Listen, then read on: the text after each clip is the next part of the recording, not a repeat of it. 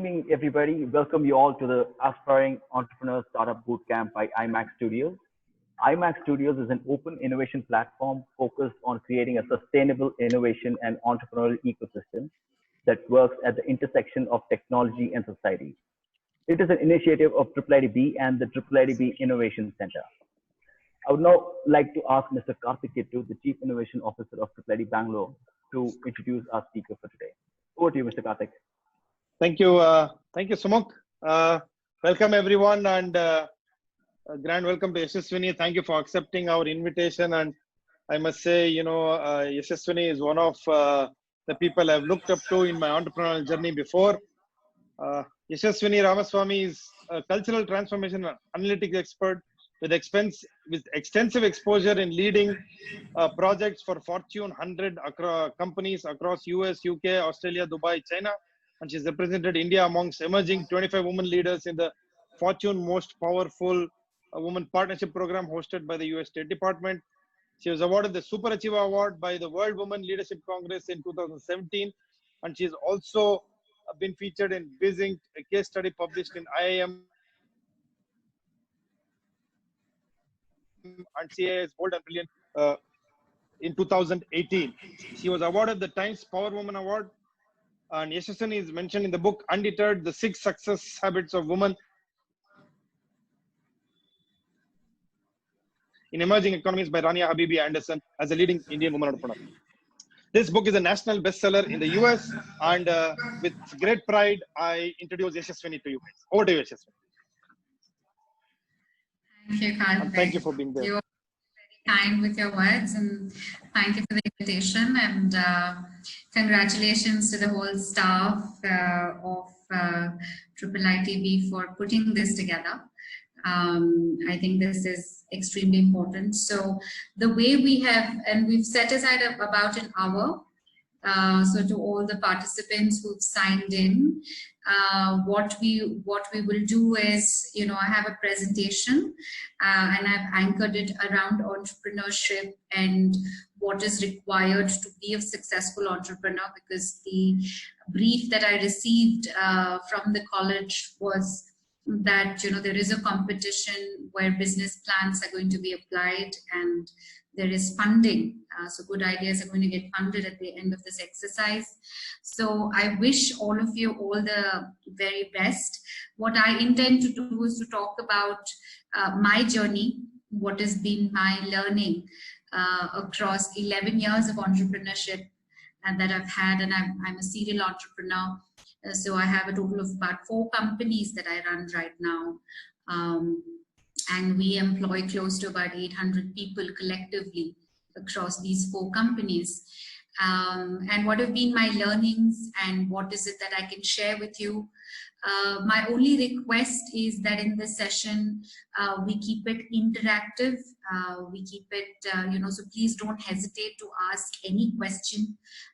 We've all taken time from our schedule to support you. So I'm very excited. So whenever there is a talk about entrepreneurship, I become very excited because I think India needs entrepreneurs. We need job creators rather than job seekers. So I'm very passionate. So thank you, Karthik, for the introduction.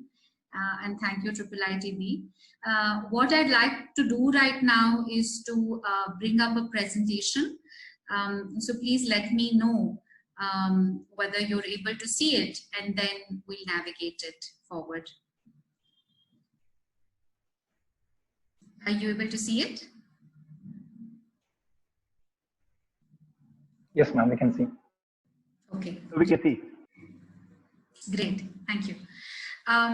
So what is entrepreneurship actually, and how is it that I look at it? And in my experience, and also I have been a venture capitalist. I work in the incubation front, and I've seen a lot of business plans. And in my experience, this is a slide that I came across, which kind of very nicely. A lot of it is in stage 1, right? And I've seen across so many people who have this great idea, who have this great vision, and then they think that because I have a great idea, I can then go ahead and, you know, raise a lot of money. And that itself seems to be a success factor, right? So if you really look at the entrepreneurship journey, what you see in front of you is a clear demarcation of what the journey is all about. So the first is the formation bit of it, where, you know, you kind of have an idea which kind of is going to solve some of the problems that is faced. You know, you can either have problems that you want to solve in the business, so those kind of plans become a B2B kind of an offering, or you have solutions for the general, the society in general. Sorry, Karthik?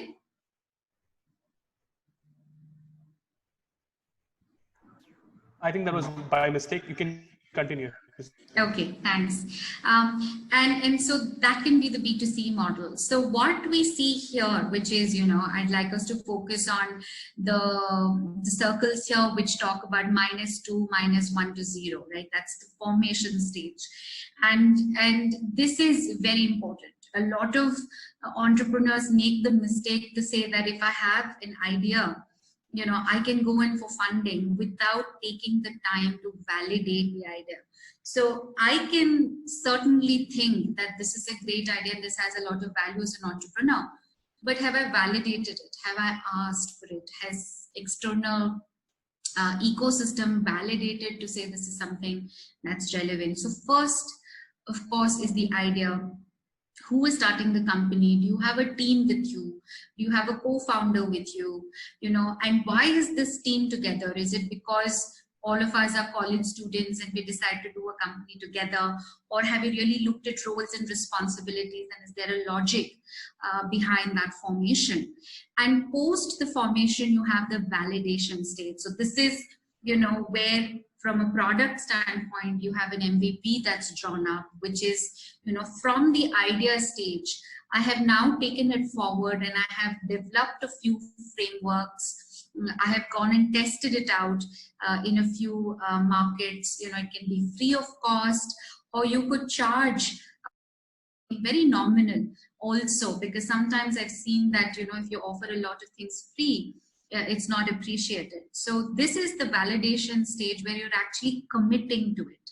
And, you know, here itself, we see a lot of people not going from, you know, the formation stage to the validation stage, because let's understand, entrepreneurship is a lot of hard work. There's a lot of reinventing yourself in the process, right? And here we've used the word committing, because you have to commit to the idea. You will not have easy runs, like, you know, and this is a very common example that I share with students, you know, who talk to me about entrepreneurship, and they, Mark Zuckerberg dropped out of college, Bill Gates dropped out of college. So why do we really need education? And my only response,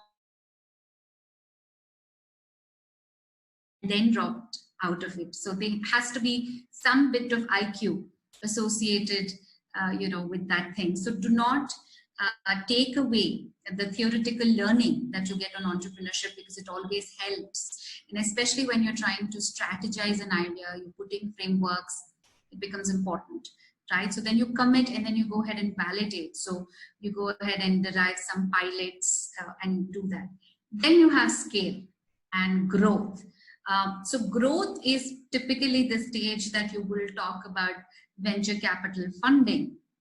And again, there is a lot of confusion in the market today as to, you know, how much money should I raise? What should I give away for that money that I raise?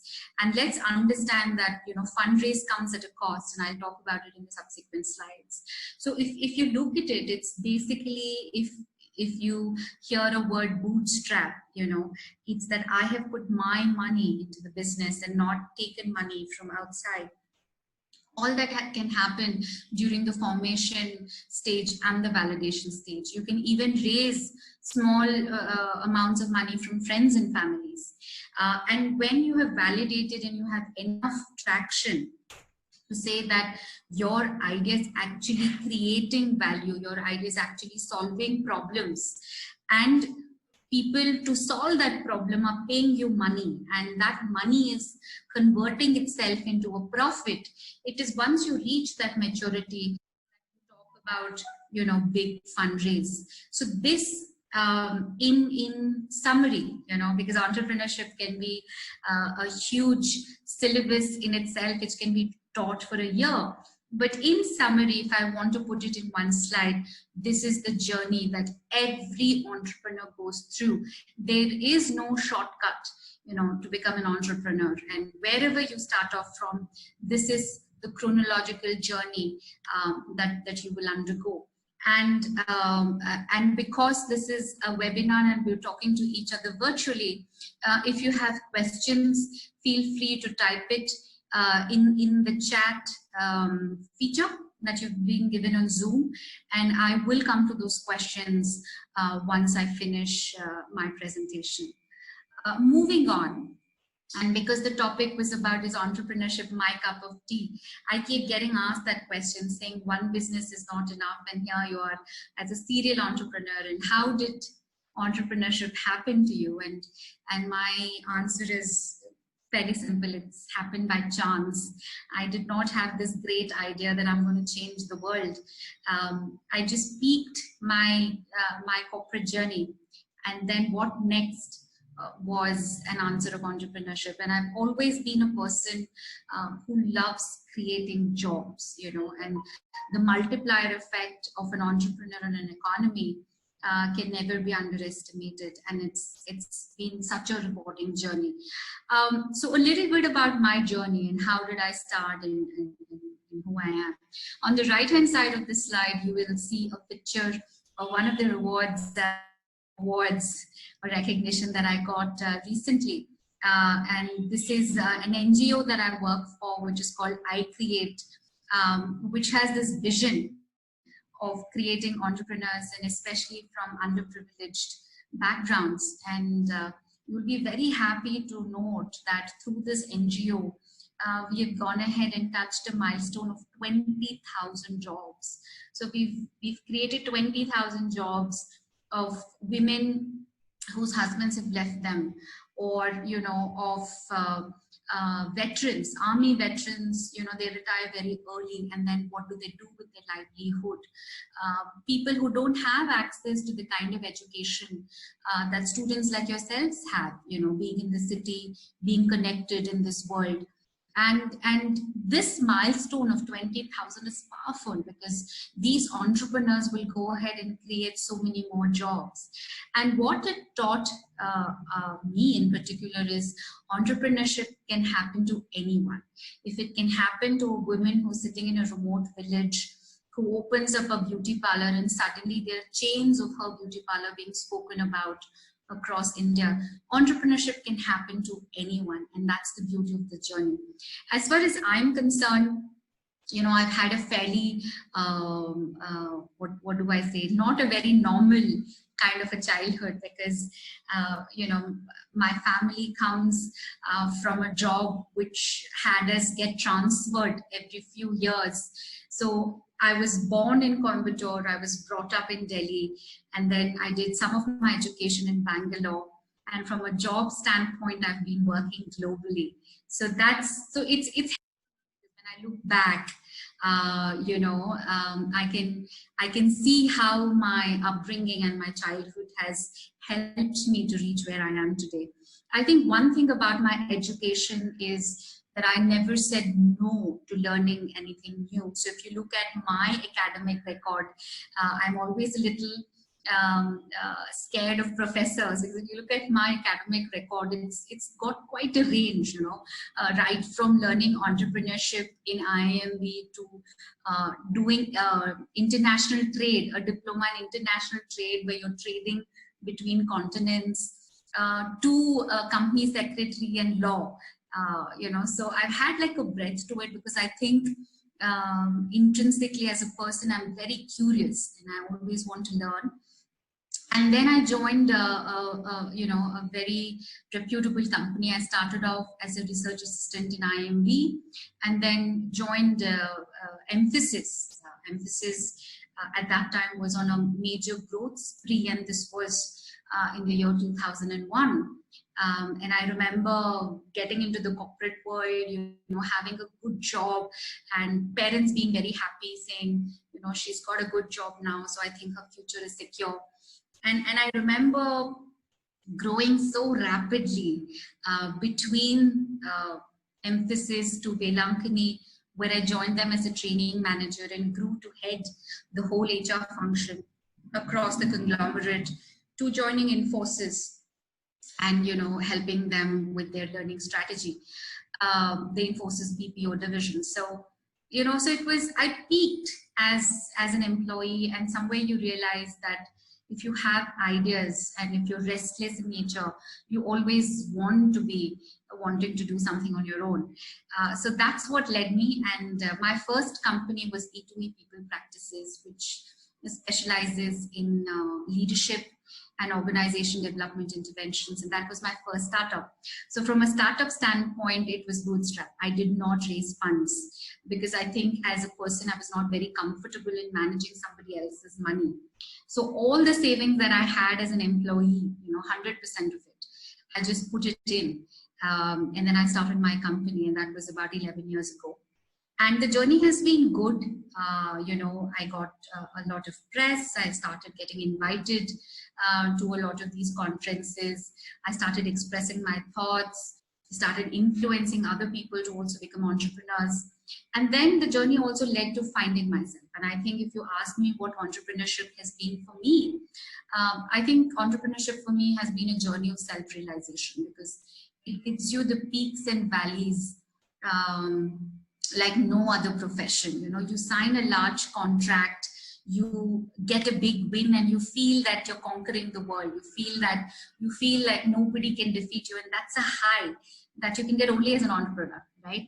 And at the same time, when the finances come, when your chartered accountant comes calling, say your clients don't end up paying you on time, you have employees depending on you for their salaries because they have EMIs committed in their, so there's a lot of accountability and ownership.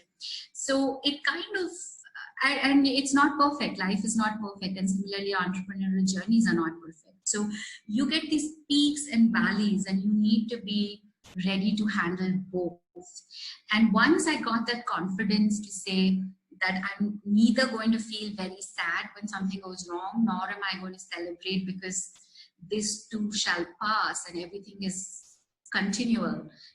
That confidence gave me to start some more companies. So I started a healthcare analytics company. We went ahead and acquired another company ourselves. We did some huge amounts of fundraising, and the journey has been very rewarding. So right now where I am is in the process of consolidating, really having experimented with so many business models over the years. Right now it's about consolidation. It's about scaling up and scaling up on a global platform. I've also devoted my time to the not-for-profit communities. ICREATE is an example that I shared with you. I also work on the education front and the health front. And I think COVID has taught us so much, just to be there for each other and help each other. If you focus your attention on the top right-hand side, right, entrepreneurship has also given me, and I think Karthik mentioned that in his introduction, there have been case studies written about me. I've been on both national and international stages.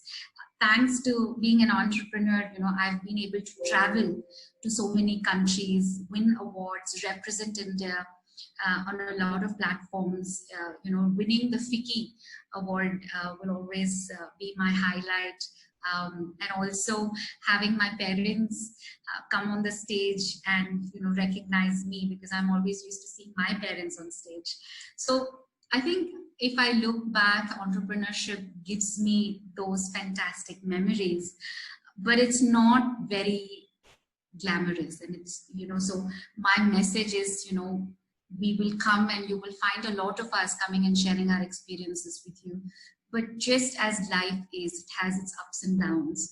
As an entrepreneur too, you will face it. And you need to build that resilience in, right?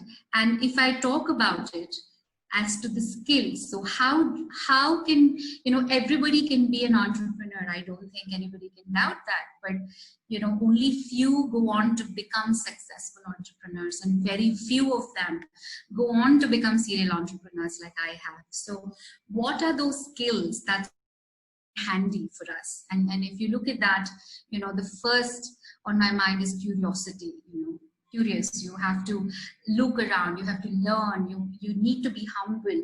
I think the mistake that a lot of them make is when they say I know it all. The moment you say I know it all, you stop learning, and then you stop innovating, and your business will collapse. The other thing is trying to spread your energies too thin. You know, I want to do this, I want to do this, and I want to do that too. And that's not going to happen, right? If you want to be successful, you have to focus and you have to dive really deep into the business idea, into the problem that you're trying to solve, and only then will you be able to scale. Otherwise, you know, you will come across as a very superficial kind of an entrepreneur, and people won't do business with you. You can still have friends, you can have great relationships with people, but relationships converting to business means that you need to bring a lot of credibility to the table, and that's a different ballgame. So I'm not going to focus too much into each of these points, because I understand that we have a time schedule to maintain. But for me, what has worked for me is curiosity, you know, resilience, because sometimes it's difficult and you cannot afford to show your emotions to your customer or to your employees, because they are looking up to you as a leader for solutions. And if you yourself weak or look confused, you know, it kind of throws you back, right? Again, communication, networking, and people mistake networking with the amount of visiting cards that I have in my hand. And like I keep saying, it's not the quantity but the quality. You know, even if you come across 2 to 3 people who can really be a game changer for your business, invest your time in that. Don't run behind forums, and you know, you may know 300 people, but guess what? If you can't pick up the phone and if you can't monetize your idea with them, they are not a part of your networks. So this is another mistake that people make, saying networking means I have to be seen everywhere. You know, I have to know 400 people. Businesses don't run that way, right? You need to develop high quality relationships that are dependable, and that's when you're able to scale. Also confidence and sincerity, and I use these 2 words consciously, because you know, sometimes it's mistaken as arrogance. You know, if you come in with that I know it all, I think you may not be very successful in running a business, because running the business is about listening, right? So for you to listen, you need to be patient, and you're about solving problems of your clients, of your customers. So if you don't develop a habit of patience and listening, you know, unlikely that you will create a solution that's going to you know, help your client. Some of the questions that I'm getting on question answers is, you know, how to recognize that in what field do we belong to, and also, you know, can you elaborate financial agility and interlinking? I think that's a great question, whoever has asked financial agility. And that is like layers, right? So most of us as entrepreneurs think that if I do a very large fundraise, a lot of my problems are solved, but it's just the beginning, right? Because you have to deploy those funds, you have to monitor those funds, you have to monitor the impact, which is, you know, what is the performance you've been able to drive because of that fund, right? Interlinking meaning that, you know, how do I develop an ecosystem? Because if you're thinking business, and if you want to think a small business, that's fine, that's perfectly fine, and nobody's asking you to become the next Mark Zuckerberg or Bill Gates. Nobody's asking you to do that, right? So to each his own. Don't fall into the trap of comparing yourself. But if you're serious about entrepreneurship being a lifestyle, entrepreneurship being a career, where you're growing year on year, like you have promotions in a job, it's very important to develop the skill called interlinking, which is with this same solution, where else can I go? So if I'm developing, say, a technology solution and I'm deploying it in banks, can I also deploy it in insurance companies? Can I also deploy it somewhere else? So, you know, can I go ahead and build an ecosystem of my solutions? And if you're able to think laterally, I think that helps being an entrepreneur. Thank you so much for the questions. I'm very happy to take some more, right? Ma'am, how to inculcate a business model in a social enterprise? I'll come to that. But do keep your questions coming. I think it's important, and it's also giving me a direction on, you know, where to take this conversation. Irrespective of the businesses that you, irrespective of whether it's a social enterprise or purely for profit, you know, these skills become extremely important for you to develop. And please work hard. There's no shortcut to it. The next slide that I'm going to come to is common mistakes. And this is in hindsight of my own experience. This is the hindsight of so many business models, you know, so many of my friends who've undertaken this journey. And this is a good list, I thought, that I should share with all of you, which is, you know, what are some of the common mistakes that as entrepreneurs we do? We're very passionate. The fact that we are not treading the chosen path of, you know, seeking a good job in a multinational company, doing things that our society typically expects us to follow. The fact that we've decided to be an entrepreneur, congratulations. I think it really requires a different kind of a mindset. So you're already there. But these little things, I think if we keep in mind, it'll help us, you know, grow and realize the dreams in a lot more effective manner. One is, do not underestimate how much time and money we're going to take, right? So sometimes, you know, it's like when you were a child and when somebody said, I'm going to give you 10,000 rupees, say when you were in school, you would have thought you're a millionaire and that money is enough. But as and when you grow, as and when you understand and learn other things, you also realize that, you know, the asks and the demands of money keep changing. And also successes are more overnight, you know. I think there is this restlessness thing. I need to be successful and I need to be successful today. Patience is a virtue. It's a great virtue in the land of entrepreneurship. Second, you take too long to launch, and this happens with tech companies particularly, where they're trying to develop a solution and the R&D says, you know, let's put this feature, let's put this feature too. So what happens is, if you remember the slide that I spoke about, the minimum viable product, which is this slide, right? What happens is that instead of going ahead and monetizing on the minimum viable product and seeing actually what the market reaction is, in this effort to go ahead and become this great product, I take too long. And if I take too long, everything is going to become costly. My resources, my salary, my technology, and you're just delaying going to market. And so revenues are not coming in, your working capital is stuck. That is a recipe for disaster.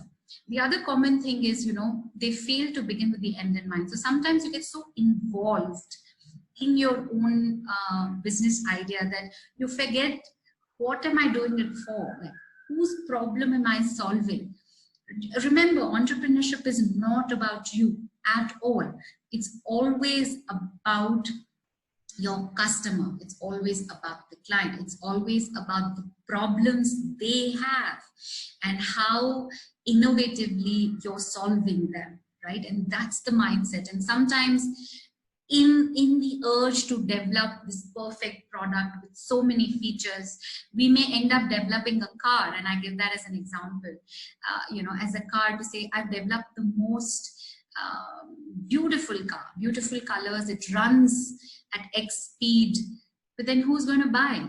If your roads are full of potholes and traffic jams, who's going to buy? So it's important as entrepreneurs that we keep an eye out on how can my solution generate money in the market? How can I that becomes extremely important. Of course, the others are self-explanatory. The attention to the last two, and I think that's important. You know, there's also an assumption that we need a lot of money right away. So how much do you want to raise? Oh, I think I want to raise $1 million. Like, basis what? Can you raise $1 million in today's market? Very easy. Because of COVID, has funding, is the funding ecosystem affected? Of course it's affected. But we still hear about sectors, especially technology in the area of healthcare, which is scaling up rapidly and which is still getting funding. On valuation models, that's pre-COVID time. So there is a lot of money in the market, but don't ask for too much, right? So be logical about it, and it all comes with experience, and be open to learn that. And also, we've seen entrepreneurs spend too much too soon. So I have myself seen entrepreneurs who successfully close a raise, a fund, and immediately they have a new car, they have a new office, and the office is like glamorous, and they throw this party to say, I've opened up so and so. But that money should be going into marketing, that money should be going into acquiring your next customer who's going to say good things about the solution that you're developing, right? So you can get swept off the ground. Like I said, entrepreneurship gives you those peaks where you feel you're the king or the queen of the world. So it's easy for you to get swept away. But my only submission is don't, have your head screwed on your shoulders, like they say. The last point on this slide is never neglect legal protection. And I say this for entrepreneurs who are out there wanting to start tech companies, always protect yourself legally. It's important. If you have trademarks, if you have copyrights, you can easily say patent pending. There are set procedures. There are a lot of people out there who offer support for startups, and I would urge you to not neglect that, because we have also seen the other side of it. And sometimes for fundraise, even before hearing the idea, if you want to request your potential investors to sign off on a non-disclosure agreement, like we call as an NDA, please insist that, because if you do not give importance to your own business, to your own idea, and respect your idea, others are not going to respect it. So if you feel that your conversation would mean that you'll have to share much more, and if there's an NDA to be signed, I would encourage you to do that. Do not get scared about asking for what is right. Never get scared for asking what's right, because you will at the end of the conversation earn respect for that, right? The last slide that I have here is on fundraising. So like I said, I understand that, this is a boot camp, and a large part of it is going to be submitting your applications and having some money getting invested in your startups. So fundraise essentials, what does it talk about, right? So how do I actually go ahead and build a good story around investments that I need to raise? So first and foremost, have a compelling storyline. Don't get too technical. So in simple words, what do I mean? Answer the question, why are you doing what you're doing? So by having this technology, I intend to solve, or by having the service, I intend to solve, right? So why are you doing what you're doing? And that's very important. And by solving the problem, what is the value that you're creating, right? Is it Bangalore that's going to be benefited from it, or Bangalore, Bombay that are going to be profitable by it? So, have your story, because sometimes people think that if I fundraise, I can give away equity. But remember, equity is a very, very costly deal. And that will mean so many other things. That will mean that people want to be on your board. They want to go ahead and control your finances. So it's not as easy as it sounds, right? So always be clear in what you're giving away. Equity is very costly. Be very clear about your definition of success. So I know that my business is going to be successful when, and you'd go ahead and put 1, 2, 3, and 4. It's important that you have clarity in your own mind. Sir, total screw up, sir. Camera, yeno kottila, ella kai kottide. So I think Karthik is saying something in Kannada. Karthik, you will have to mute yourself. Yeah. Sorry, I muted you. Yeah, that's okay. So, so it's very important for you to have your milestones, and it's a corporate jargon, and I think everybody uses it, but it simply says, I will know that I'm successful when, and that's the answer, that's the question and answer that you have, that, I have my MVP out, I generate just 10% of my fundraise that if I'm able to generate as revenue, I know that I have a good viable model. Extremely important. Next, don't hesitate to ask for help. And we've seen that when people finish their presentations, when people finish their pitches, they come back and say, oh, I didn't know. If I knew, I would have worked on it. And, support is always available. And I think a platform like IIITB will give you that support. So do not hesitate to ask help, and people will help. It's a good world that we're living in, and don't hesitate about it.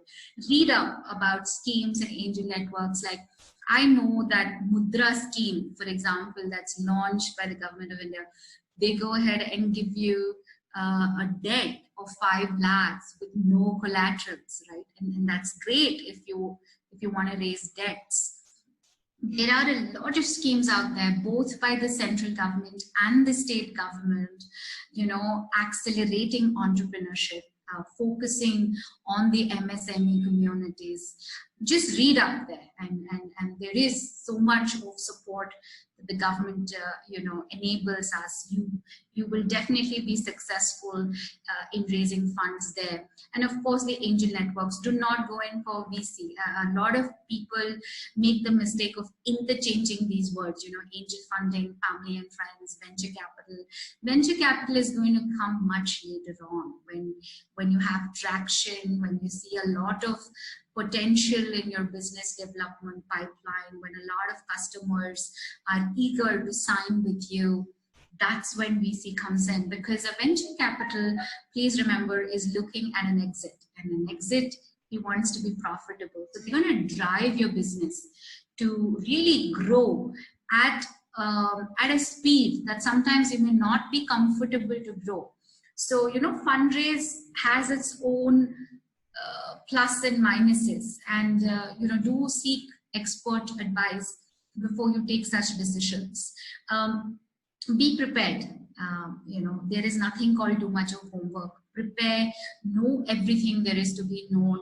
Of course, you can't be perfect, but you need to come across as an entrepreneur who other people are trusting their money with you. So you need to certainly display a level of credibility, and that comes when you're prepared and when you have the knowledge about your own business. People are not going to ask you general knowledge questions. It's your business, it's the money that you're raising, and you're committed. You're committing as an entrepreneur of returns on that investment to your investors. It's very, very important that you go ahead and do your homework.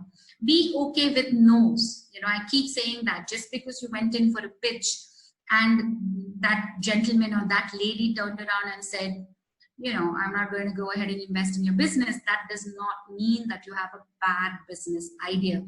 It can mean that the objectives are different. They are looking at investing in a different portfolio of companies, and your idea is different. So these things are important. So be okay with no's, because if you're an entrepreneur, you're going to hear a lot of them, right? Not necessarily when you're fundraising, when you're pitching, from customers, from your own employees. You ask them sometimes to work a little harder and go that extra mile. They can turn around and say no. So an entrepreneur has to be okay with it and still find solutions to that process, and that's where resilience comes in. And be aware of your consequences. Yes means your life is about to change. So if you have a check in your hand from a potential investor, your life is about to change and will change. So like I keep saying, I'm more careful with the yeses than I am with the no's. I'm very comfortable with the no's, and that will help you navigate. And with that, I come to my last slide. This is a picture that I took in Mumbai in my recent trip. And for me, this picture kind of brings together the entrepreneurship journey really well, which is, sometimes we all look to God when everything is going wrong to say, do something, right? So there is a lot of God, faith, luck. People talk about, oh, he's lucky, he was at the right time, at the right place, he made a lot of money. Then when you're surrounded with people comes politics, with people comes jealousy and a whole lot of that. Power, people, politics, how do you manage it? And of course, there's a pressure for money and more money. Money is never enough. If you have 100, they'll ask you for 1,000. If you have 1,000, they'll ask 10,000, and 10,000, 1 lakh. So, it's always going to be this journey of money and more money. And have that arrogance and self-confidence. And self-confidence is always good, but sometimes you can border on arrogance, especially if you have quick wins and if they're back to back, you suddenly feel that, I have arrived. And be careful about that. Social limitations, I've been told that a lot of participants here are students, and I'm sure there'll be pressure from your parents, from your better halves, from your loved ones, to actually, see whether you want to take this journey, whether you want to go and be in a job, and there will be that societal pressure. Be aware of that. And I think entrepreneurship, for me, at the end of the day, is a journey with yourself. If you are passionate about the solution, and if you are extremely serious about learning and improving and really competing with yourself every day, no doubt that you're going to be a great entrepreneur one day. So I'm going to wish you all the very best, and thank you for your time. I'm going to open it up for questions. So if Yogeshwaran wants to come in and moderate the questions, or however, I leave it to them. But thank you again for the opportunity, and I'm going to pause here. Perfect. Thanks a lot, Yeshasvini, for doing this. I think you've given them a complete journey of how they should start and how they should look forward to the whole journey. And I think most of them are inspired looking at the questions that are coming through them. So what I'll do is I'll start picking up questions one by one, and then I'll put it across to you for you to give your point of view on those questions. There's one question which specifically speaks about copyright.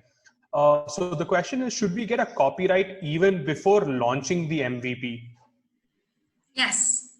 Short answer is yes. See, so all decisions are based on consequences, right? So the question you should be asking is not whether I should get a copyright, but the question should be, if I don't get a copyright and I still go ahead, what are the damages that my business is going to face, or my idea is going to face?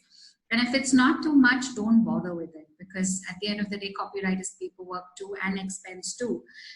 But if you feel that you're sharing something sensitive and it could hurt your business later on, by all means, spend that 10,000 rupees or 1 lakh rupees and save yourself from millions that you're going to lose because of that. So I think it's a call that you need to take. If you are working on a sensitive idea, please go ahead and do it. I would encourage you to do it. Perfect. Thank you for that. There's just a follow-up question from my end, because this question is asked multiple times by people who are presenting their idea to, say, partners, advisors, or investors. So the question is, ma'am, I'm sharing my idea with an investor or a partner or a potential advisor. What if they copy my idea? How do I protect my idea from being copied? One is copyright, of course, but this is one thought that runs in the minds of many students and potential entrepreneurs. How should we tackle this mindset, Yeshasvini? Yeah, and I faced it as an entrepreneur too. How much do you tell your investor and how much you don't? I faced it myself as an entrepreneur. What I've realized in my journey as an entrepreneur is if ideas are going to be copied, they will be copied. Because you have a copyright, it's not going to stop anybody, right? So one thing is, you can protect yourself so much through paperwork and legal work. The most important thing is the execution ability, and that is where the difference comes in. So if I sit down and give you what I think is the next $1 billion idea, if you do not have the resources or the support system or the ecosystem to help you build on that idea, it's just an idea, it's just a conversation. Nothing is going to happen from that.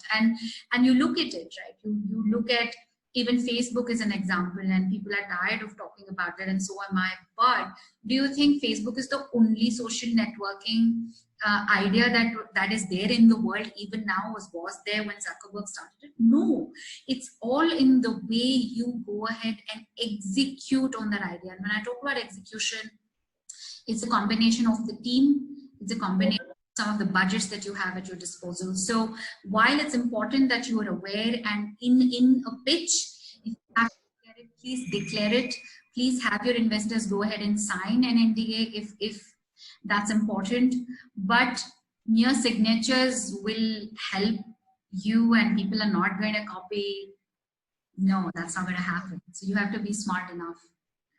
Got it. So at the end of the day, it's not just about the idea, but more about execution and your perspective on the idea as such. Whether your ability to deliver. Yeah, totally. yeah. You're on a race. You have to deliver, and you have to deliver every single time. So yeah. Totally. On that question, there is on that note, right? I have another question. Again, this is an anonymous question. The question is, you specifically spoke about bootstrapping. So the question is that self-funding or raising equity from the public, is it safe for new entrepreneurs, or should we even consider it? Raising funds from the public, as in public issue, is quite some time away. I don't think that's public issue is related to startups. Probably they're probably talking about crowdfunding or something like that. Okay. Yeah, I was coming to that. So it's the simple thing of the risk and the confidence that you have. So one, if you have money, if you have money to invest in your own business, my thumb rule is still try and check whether you can raise money from the market, because then tomorrow if your business idea does not go, you still have a buffer of your own money to invest in the business and correct it. Right. And I've learned it because my first was a bootstrap. So I put all my savings in, and when some things were going wrong, then you go ahead and fundraise, and you fundraise saying, dear investor, I have a problem in my business. Will you invest? Nobody's going to invest. So the thumb rule is always go out and seek funds, because that's validation for your idea. Second is, please have your paperwork in place, especially when you're crowdfunding. Because you don't want to build a reputation of a person who does not deliver on their promises. So if you have paperwork ready and you have a conviction in your idea, go outside and raise funds. If you don't want to, deal with that headache, and because it's going to take you anywhere between 3 to 6 months if everything goes well for your investor check to land in your account, and you don't have that time, or your idea is something different, go ahead and invest your own money. Perfect. Thanks a lot for giving us an elaborate answer on that particular note. I think that's going to open up a lot of these mindset issues that many of us had, and I'm sure that's going to help a lot of them for sure. There's a next question. This is from Simon Sarkar. His question is, as you rightfully said, research and survey is a vital part of any entrepreneurship journey. In this COVID situation, how can we really go out and do an on-ground research with potential customers? And he has a follow-up question. I'll probably ask it once you answer this current question. Okay, so hi Simon, good to get your question. What is your idea about, because I have very little information to answer your question. If it really requires feet on the ground kind of a validation, then are you really pitching your idea at the right time? Because if you talk about pandemic and if you talk about COVID attacks, they're going to be there for some time, and it's not that in about a couple of months, it's going to go away. So if you're trying to push an idea that was valid pre-COVID, then I don't think you're going to be very successful in your launch. If you're expecting your idea to work after things normalize, I would suggest you wait at least for about 6 to 8 months before you restart your market research. That's the time we're going to take The World Health Organization has issued a statement as recent as yesterday to say, we do not expect any cure for the next 9 months. So, things are unprecedented, they are uncertain. If I were you, I would see how does it still, can COVID be an accelerator to my business idea? And if you start thinking that way, maybe you will come up with a solution that will help you progress in your journey. Perfect. I think that clarifies for sure. So I think most of the entrepreneurs are primarily clear, saying that at least till the end of this year, we don't see a lot of massive growth in some of these offline based ventures as such. And many of them are trying to think of, okay, what is the way that I can use COVID as an acceleration for my business? And a lot of startups, heavily funded startups themselves, have pivoted from their existing business model into something of, okay, COVID protection kind of startup. Like, for example, one is No Broker, which is getting into essentials delivery right now. With that, I'll come to the next question by Mr. Simon. His question is, what are the traits that you will consider while recruiting members for your own team? Right, that's a great question, okay? Because it's always a balance. If you have the money, people are a problem. If you have a lot of people, money is the problem. It's never a perfect thing. I think as an entrepreneur, recruitment has layers to it. How do you recruit your core team is very different than how you recruit when you're scaling up. And recruiting on your core team is almost always about values. You should be able to fight, or you should be able to have an argument, and at the end of the day, have a cup of tea or drink beer. I don't know what's everybody's social preference, but just have a normal conversation. The core team is important. Remember, you cannot build a business on your own. It cannot be I, me, myself. You need to have a team, and that core team has to have your back, and you should have their back also. So the way you recruit your core team is not on the basis of money at all. If money, like if you're going to pay them more than the market and hence they're a part of your core team, they're not your core team. So, there are certain non-negotiables which are very clear. Of course, when you want to scale up, you then scale up for skills, you scale up for, if you want to accelerate on revenue or you want to accelerate on product, and those are different things. But do remember, as an entrepreneur, people are looking up to you, and you should ensure that you hire people, especially in areas that you yourself are not good at, because at the end of the day, it's not you, it's the business. And suppose I'm good in networking, but I'm not really good in finance management, I will go ahead and hire somebody in finance management, because then as a business, we kind of, come together beautifully. So, have an open mind. Diversity is always good. People with different ideas, people who challenge you, that's good. And you will know it. I mean, if you really like a person, you're going to connect with them and they're a part of the core team. Once you have the core team, and that's a big if, because 95% of startups fail. And primary reason is founder conflict, because the core team cannot talk to each other, and that's 95%, right? And so the biggest challenge is getting the core team right. And if you have the core team, let them hire the other team members. You don't worry about it. You have clients to manage. Oh, perfect. So Simon has actually clarified. He's saying that my domain is healthcare for this idea. And from the recent talks, I've come to realize that the timing of the launch of a venture is very important. And that is why he wanted to clarify this particular question. Yeah, I think if it's a healthcare, then he's going to get more money now because of COVID. So I don't understand why he's postponing it. Especially if it's tech, health, these are money spinners right now.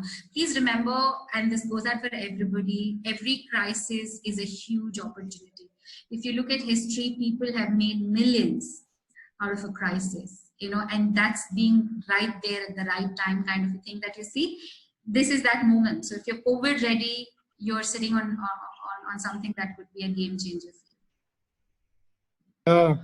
Sorry, I actually wanted to pitch in. Sorry, I couldn't be there in between. But no problem, Karthik.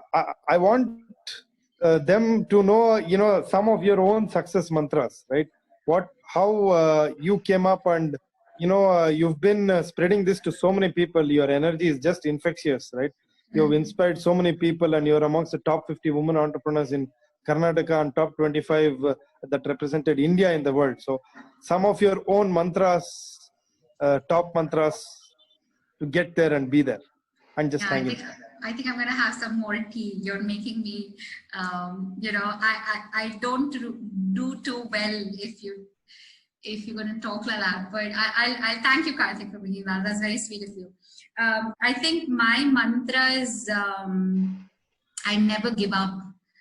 If you want to put it very simply, my mantras would be I never give up. I always give the benefit of doubt to the other person, because patience in the entrepreneurship journey is a virtue.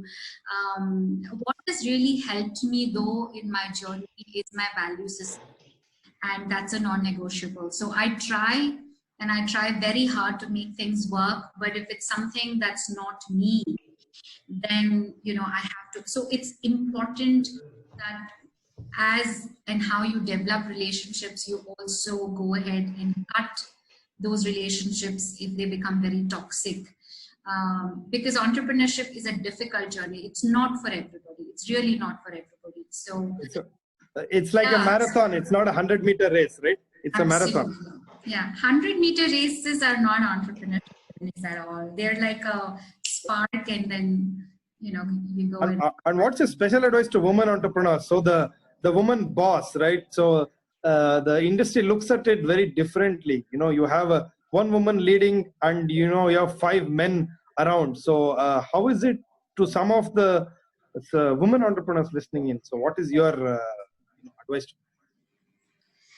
I think a lot of stereotypes are breaking, but I think for women entrepreneurs, my message will always be firm, because sometimes we have to repeat things more than once, because there are certain stereotypes or biases that people have while dealing with women. It's not easy, especially when you have to do a fundraise, when you have to negotiate money. Even now, when you want to talk to a lot of women who are having good careers, and I ask them about their income tax and taxes, they say, "What's up? I don't understand that. My chartered accountant manages or my husband manages." So if you're an entrepreneur, and if you're a woman entrepreneur, there is no choice, but you have to be comfortable managing money. And second is you have to be comfortable saying no, because sometimes we guilt trip ourselves into a few things, and we take a lot on ourselves. But I think the advantage of being a woman is also that you can negotiate really well. And we should be cognizant of the fact that we are not men. We can never be men. We are women. So instead of comparing, just go with what you already have and amplify that and grow that instead of comparing. But it's a difficult journey. It's not an easy one. Perfect, Yeshasvini. I'll move to the next question. This is from Mr. Shubham Tombre. His question is, hello ma'am, I've started my venture in hyper-local delivery segment. Currently, we have 3,000 plus customer base, and we are completing around 550 orders a day. How do we create a pricing strategy? Either should it be subscription-led or should it be order-based model? How do we go about this? Right. It's a good question. The fact that you're hyper local, I think there's a lot of promise for those kind of business models. And as we continue to scale, your kind of a model is so wonderful. I'm really happy to hear that there is somebody working on this that has a lot of money and a lot of promise. So congratulations on that. Now, how do you fix your pricing strategy? And there can be multiple strategies, and neither is right or wrong. My advice would be, if you can go ahead and conduct a kind of a survey with a sample of your potential customers, because you did say that you already have a base of 3,000, and that's large enough, especially if you're hyper local.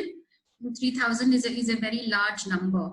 What I would suggest if I was in your shoes is to go ahead and validate some of the pricing models with a sample size of customers, and then base your decision, because nothing works like customer validation, because they at the end of the day are paying you money for what you want to do. So my recommendation would be, for you would be to validate that with the sample size. Perfect. So I'll just move to the next question. Okay, this is like more towards personal development question.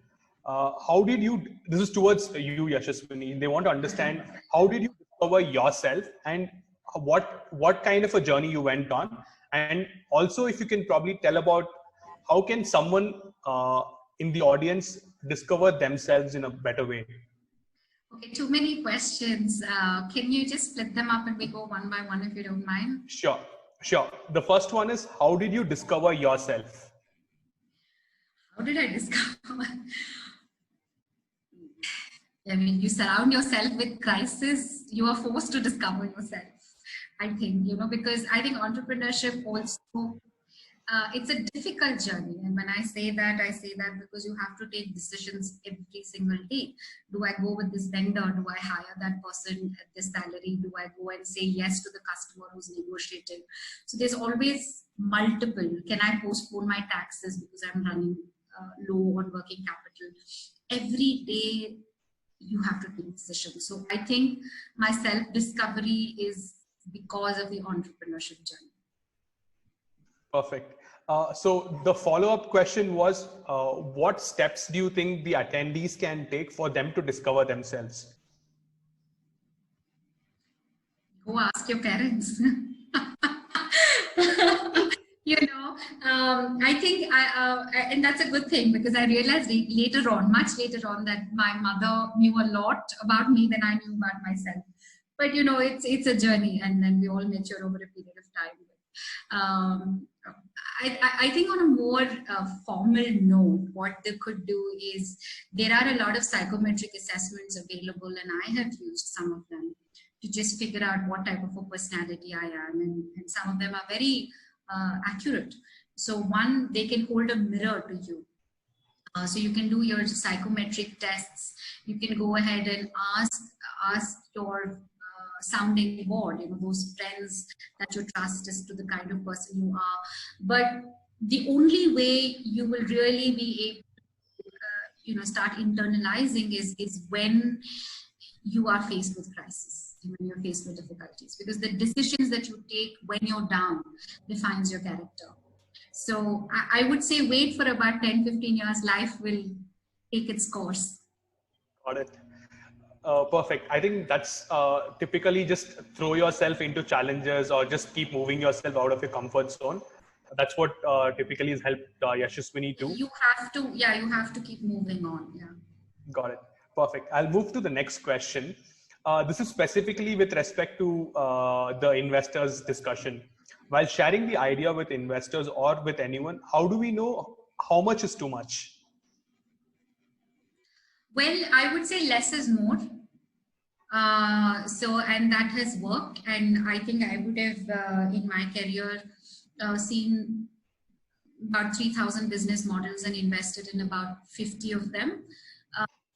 So for me, less is more. I don't know about how others invest, but what I have seen working in the investment world is less is more. So, get focused on what. So why is the investor interested in investing in your business? I'm not your best friend. I want my money to grow. And, I can put it in a bank and it can grow, and I can put it in mutual funds and it's going to grow at X percentage.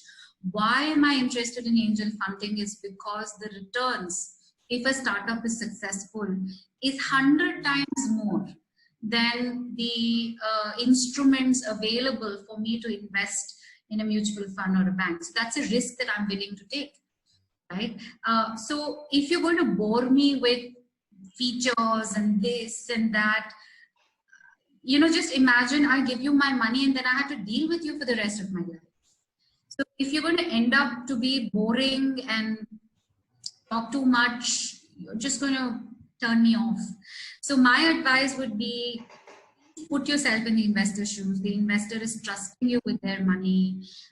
to make the money grow. The investor wants to see your commitment. The investor does not want you to build a perfect business, because businesses have ups and downs. The investor is looking at, when the chips are down, are you humble enough? Are you honest enough to own up those mistakes, learn from it and grow? Every entrepreneur makes mistakes. So please don't pick up the stage as if you know it all. Pick up the stage with utmost sincerity and commitment to say, I am going to make your money work. And I honestly tell you that in the first 1 minute, we know.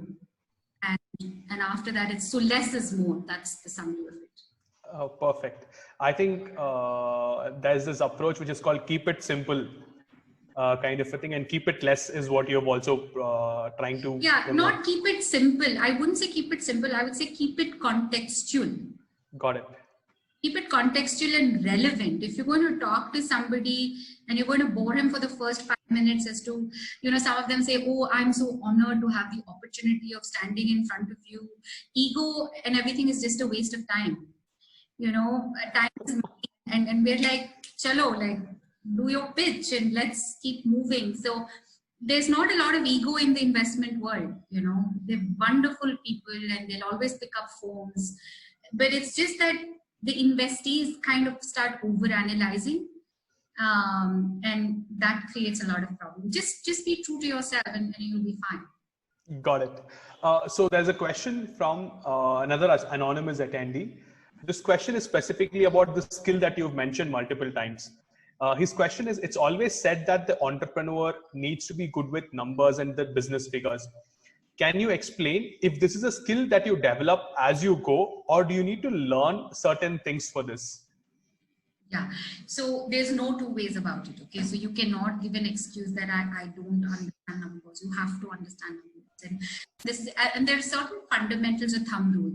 Like, for example, if you're in services, do not keep your direct costs more than 40%, right?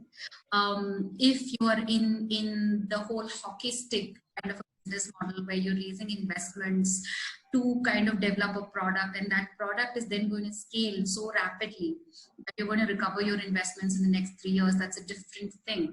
But you need to have clarity on numbers, and you do learn along the way. What today I did not know 11 years ago when I started with my first business.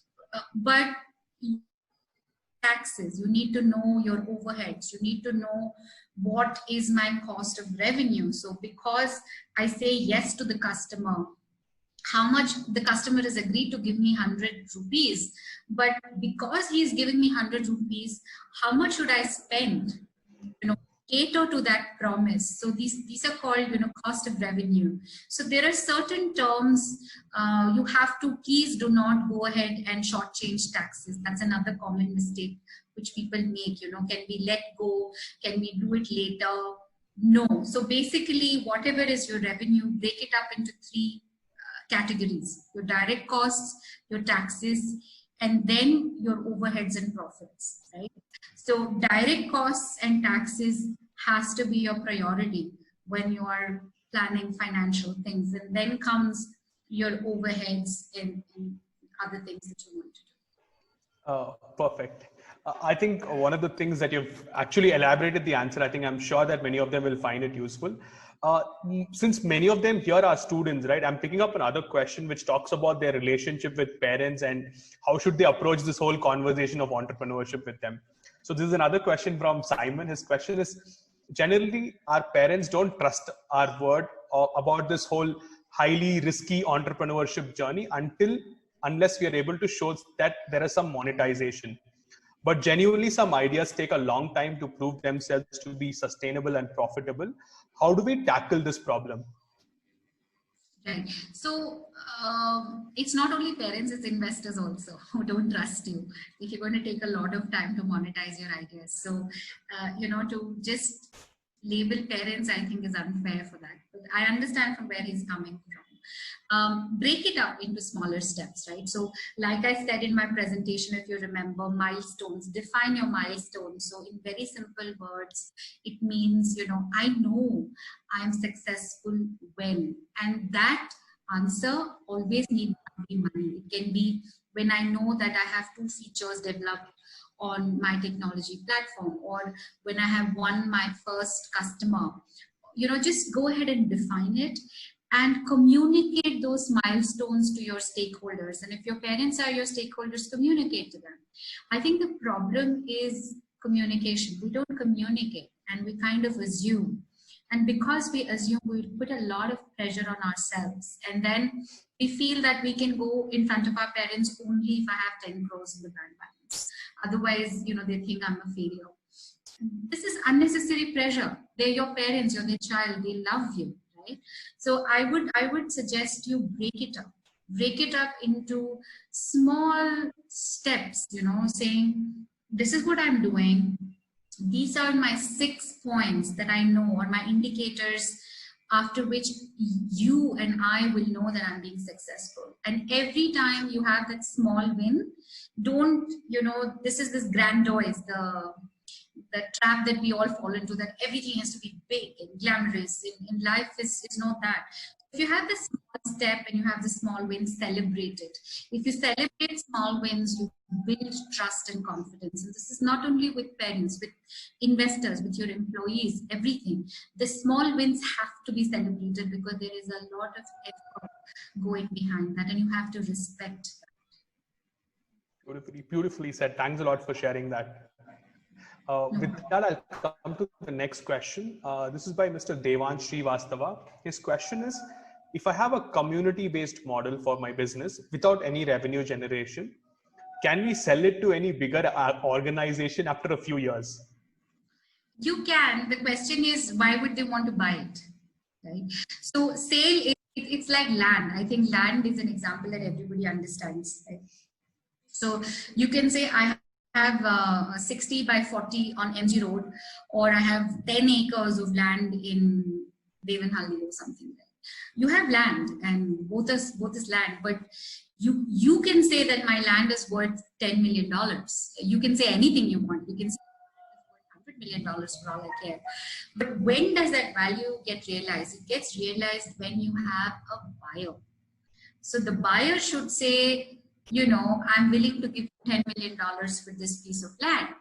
Then that value gets validated. So to your question, if you're building a community app with no revenue, first, you have enough money to burn, right? Second, what is the value you are creating to your potential buyer? Because if not today, you want to monetize your idea tomorrow. So what is that potential buyer going to find in your community app that is going to help him monetize? And if you answer that question, of course, you're going to make a lot of money. Got it. I think any business has to look at it from this angle for sure. Absolutely. It's the value that you're creating. What value are you creating for what stakeholder? You have to be very clear in your mind on that. Totally, Yashasvini. Thanks a lot for sharing that. I'll come to another question which talks more about the mindset of an entrepreneur and how they should come up with this particular thing. There's a question by Shashi Mandi. Before I get into that, how much time do we have with you, Yashasvini? That's quickly I wanted to check. Thank you for that. Thank you so much. We've overrun by 20 minutes. So I think we can take like a couple of more, because we have taken this time, and I don't want to not answer, because my hope, and I'm keeping my fingers crossed, is somebody gets inspired and becomes an entrepreneur. Entrepreneurship is, I'm so passionate about it. So maybe we be at it till about 5:30 and then we close, if that's okay. Sure, Yashasvini. So wanted to check with you before I take up the other question. Thank you for that. Thank you. Perfect. So this question is by Shashi Mandi. His question is, if my startup is suffering loss, should I quit the startup to prevent a bigger loss, or should I continue expecting profits in future? What should be my thought process in this? I'm just adding a few more lines to it. What should be my thought process to analyze the situation and move forward? Yeah. So if your startup is making a loss, all businesses make loss some point of time or not. So that's not a bad thing, first of all. The second is, should I still continue with it or close it? That's a derivative of the game plan or the strategy that you have. Suppose you have clients who've signed on who've committed, and you see revenue, and I don't know the scale of your startup, so I'm limited by that knowledge. But basically, if you go by thumb rule, if you're able to sustain yourself for the next 6 months without revenue, go for it. Because 6 months gives you enough time to find new customers and drive revenue into the business. That's called the runway. That's the technical term that we use. Now, if your runway is really short and you have put your own savings, or you've taken money from your friends and family, and there's a lot of pressure, because at the end of the day, remember, money is given basis you. They look at the idea, but it's equally important they look at you as the individual, because you are managing that idea, you are managing those funds.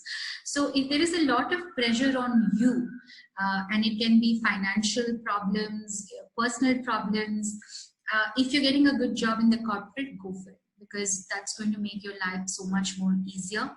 And if you have age on your side, you can always come back to entrepreneurship. But if you have a runway for the next 6 months and say, I can sustain myself without revenue, do everything in your capacity to make your business work. Because even after that, if it fails, then you know you have no regrets.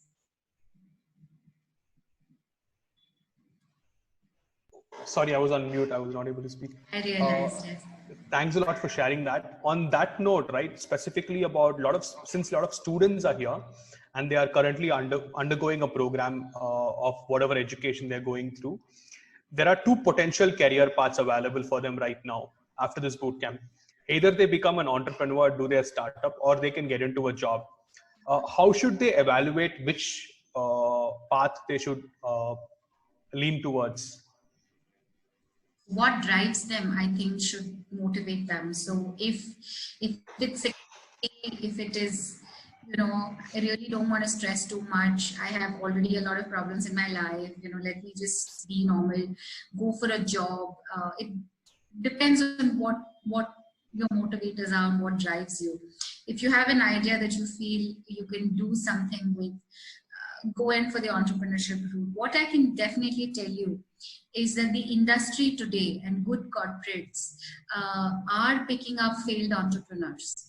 And if you're an entrepreneur who has failed in your business, you actually get more points in your interview while applying for a job, because the journey of an entrepreneur is so exhausting. You have to handle multiple things. So, multitasking, negotiating, communication, a lot of these skills which the corporate today spend a lot of money on and developing for their employees. These are skills that an entrepreneur has to learn. If you ask me, my biased answer would be become an entrepreneur, because I'm passionate about it. But I have to qualify to say, go with what motivates you. Don't create problems in your life that's unnecessary. If you have age on your side, you can always join a corporate and then do a startup, or you can do a startup and then join the corporate. Have certain milestones, whether it's financial security, relationships, and base your decisions on those, rather than 10 of my friends did this, I think I should do that too. Perfect, Yashasvini. Thanks a lot for that too. On that note, this question has been there from quite some time. I'm just picking it up right now because this seems like the right context. There are a lot of these social ventures or social enterprise ideas a lot of people have, right? So how should they include or inculcate a business model into these ideas? And as you know, right, at the end of the day, even for social enterprise, there needs to be sustainability or some sort of a monetization there. So how can they introduce a business model into these cases? The same way you work on a for-profit. So there's nothing different than for a for-profit company than a company of social enterprise, because profit, in other words, is sustainability. If I am not making profits, I will have to close down my business today or tomorrow. Whether my business is a social enterprise or whether my business is not a social enterprise, it's immaterial. So whatever you do, profitability, or in Section 8 companies, like we call it, income over expenses, right? Income always has to be higher than your expenses. The difference is that in a profit company, you can take the money out. You can distribute it to your shareholders. You can make a lot of money. But in not-for-profits, that's not your motivation. Even though you make profits, you plow it back into the company so that you can do more social good. And that's the fundamental difference. But from a business model standpoint, I think they work very similarly. You need to have your customer segment. Let's say education, and you're coming up with kids. Identify your segment. I mean, who's going to be? Is it going to be kindergarten kids? Is it going to be college kids? A lot of the business modeling is similar. So I really wouldn't differentiate. I think everything applies. Got it. Perfect. So with this, I'll also pick up a question potentially is like more like a services based or like a freelancing kind of a model that is coming up. This question is from Shivani Lahiri. Her question is, I want to be a graphic design entrepreneur. So how can you guide me through the important aspects that I should actually focus on? Graphic design entrepreneur, my first suggestion would be go pick yourself up a job. Because graphic designing is like, being a doctor or, like an architect. So suppose I say I just graduated from college and want to become an architect, unlikely people are going to trust you with their designs. Or if I'm a doctor and I say, I just graduated out of college and I'm going to do a heart surgery on your father, you will say, please, can we find another senior doctor? So I think graphic design is a very creative field. My advice would be for you to build a track record. If you don't want to pick up a corporate job, accelerate your portfolio. Tomorrow, if somebody asks you, what's the kind of work that you have, your work should speak for itself. And it's creative. So I do hope you're investing enough me time, because creative people are sensitive. Creative people are very, they're so curious. It's a different thing. So I hope you're giving yourself a lot of me time, and you need to be creative, but build your work portfolio. Perfect. Okay. Another question. I'll just come to the next question. This typically, I think most of us talk about this. This can be the last in the question. entrepreneurial world. I'm sorry. Sure. Okay. Sure. So this question is, most businesses require at the end of the day to make money. And the aspect that we look for is sales or business development in the company, right? So as an entrepreneur, how can we become good salesperson? Right. Good question, and I get asked this a lot. A lot of people also, to draw back, and it's going to be a slightly long answer, so bear with me. I think people have to differentiate between value and money. And, a lot of people that I talk to, when I ask them, why do you want to become an entrepreneur? Because they say, I want to earn a lot of money. And those are the entrepreneurs who, will never become a successful entrepreneur. Right? Money is always an outcome. And I would want to stress on this as much as I can. And I'd request your organization also to stress it when you're teaching entrepreneurship. Money is always an outcome of the value that you build. So the question should be that what should I do to be a good salesman? If that's the question, then the answer should be, I should be able to articulate how my solution is going to make the life of my customer easier. And the more I do that, the more money I'm going to earn. So I think one of the pillars of being a successful entrepreneur is communication, and being a successful communication expert means that you're able to articulate the pain points of your clients, of your customers in an effective manner that they buy your solution, right? So if they don't trust you, and if they don't trust you with your solution, you're not going to make money. So you can have the most brilliant ideas, but you're not going to get anywhere if you don't build trust. And trust is built on communication, sincerity, follow through, all of that. But do not start a company to make money. Start a company to solve a problem.